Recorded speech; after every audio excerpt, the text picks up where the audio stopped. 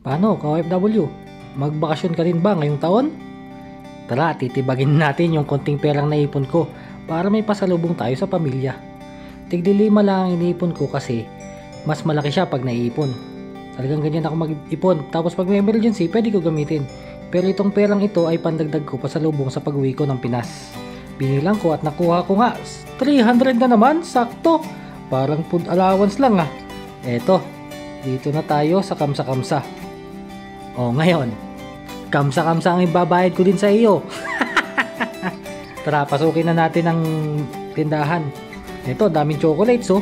Diyan sa kamsa-kamsa puro maliliit lang kasi nga puro 5 lang. So, yung maliliit na items lang mga tinda nila. Wala sila nung masyadong malalaki.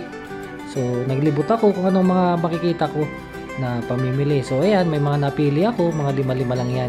Ang lawak nga niyan, 'di ba? Nung una kong vlog is na-vlog ko na ito pero hindi pa ako doon namili.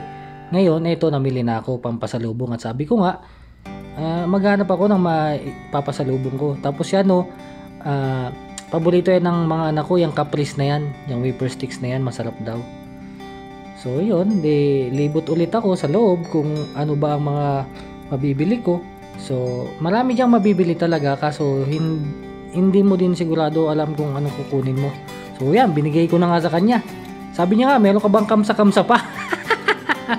So eto, pauwi na ako. Ipapadala ko kasi yan ay ilalagay ko pala sa maleta ko. So yan, katulad yung mga yan, dishwashing, tapos yung hand soap. So 5 lang yan. So ilalagay ko na yan dun sa mga ano ko, sa maleta ko, dun sa isa kong maleta, yung sa kulay pula kong maleta. Tapos itong kabilang plastic is yung mga para sa bata, saka sa mga na rin pagkain sa bahay, na hindi naman kami mayaman para mamigay ng mamigay. So para lang yan sa mga para lang sa pamilya. So wala naman ako ipapamigay at mahirap lang naman ako. So yan, mga napili ko. Siguro okay na yan, pero dadagdagan ko pa rin yan kasi ang nagastos ko nga lang pala dyan ay 100 reals lang. So may tira pa akong 200. Yung 200 na yun ay ibibili ko pa ng mga iba pang pagkain para may dagdag ko pa dun sa kabila kong maleta. Kasi yung mga pagkain na yan sa kabilang maleta ko yung nilalagay. Yan, ina-request din yan sa akin ni Taba. Tapos yan, kape. Bumili na akong kape. 5 lang din yan, 1 piraso. So eto na yung maleta ko.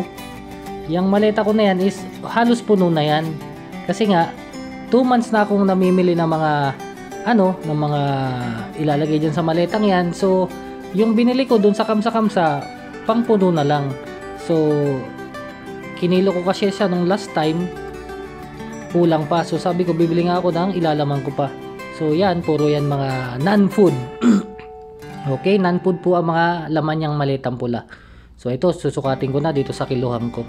Yan, yung kiluhan na yan ay binili ko din yan dito din sa Saudi na. At kailangan ko nga pag pag uuwi at sinusukat ko yung maleta ko. So eto na ang resulta, OFW. Ilang kilo na ba to? Iyon, 22 kilos. So 23 kilos, okay na, sakto, OFW.